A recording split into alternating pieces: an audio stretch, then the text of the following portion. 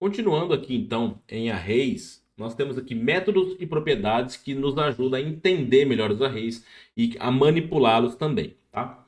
Nós temos um chamado length, que retorna o tamanho do array. O filter, que filtra os arrays baseado numa condição e gera um novo array sem os elementos daquela filtragem, né? Ou melhor, os elementos que passaram naquela filtragem. O find, que encontra um elemento e traz ele como retorno. O find index, que encontra esse elemento, mas ele traz o índice desse elemento. O for each, que percorre as opções do array. O map, que gera ali um novo array percorrendo as posições. Push, para adicionar uma nova posição no final desse array, um novo elemento no final desse array. O pop, para retirar. O splice, para a gente recortar a parte do array. E o reverse, que inverte todas essas posições, tá? Vamos conhecer um pouquinho mais sobre eles ali, lá direto no nosso Visual Studio Code, tá? Deixa eu abrir ele aqui. Vamos começar criando aqui o nosso arquivo 24, nossa pastinha 24. Vou chamar aqui de métodos e propriedades. Vou criar aqui o arquivo app1.js. E aqui a gente vai começar trabalhando, dando console log nas propriedades, tá? Então eu vou ter um array const peoples. Vai ter ali Daniel, Camila.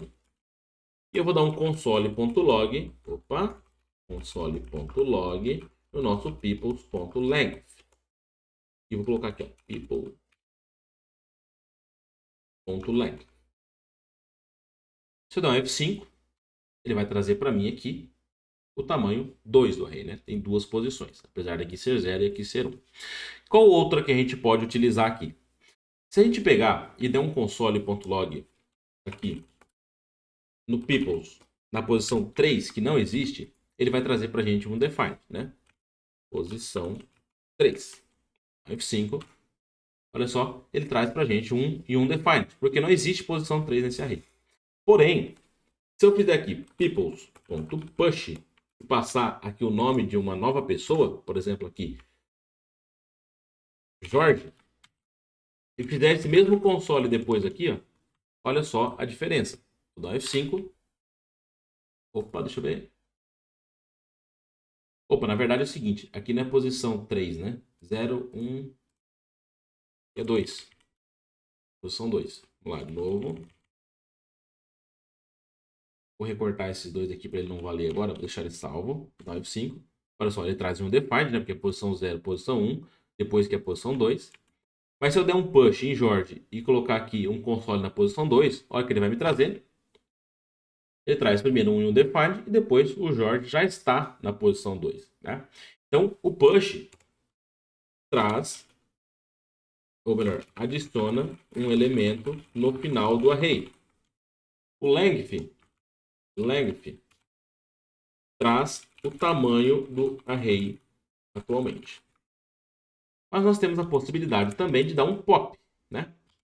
Então vamos fazer o seguinte, nós temos o Jorge lá dentro, mas eu vou fazer o peoples.pop dessa maneira assim, e vou dar novamente um console na posição 2. E vamos executar para a gente ver o que vai acontecer.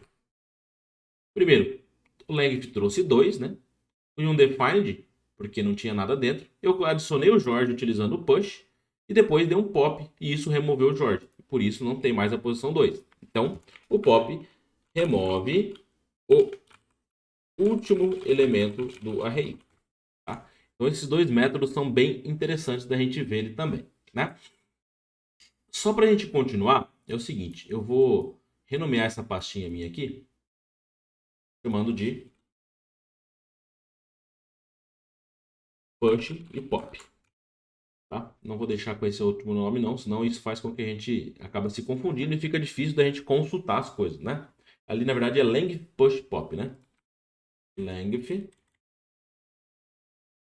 push pop. Isso. E no próximo vídeo a gente vai ver mais outras opções aí pra gente trabalhar, beleza? Vamos lá.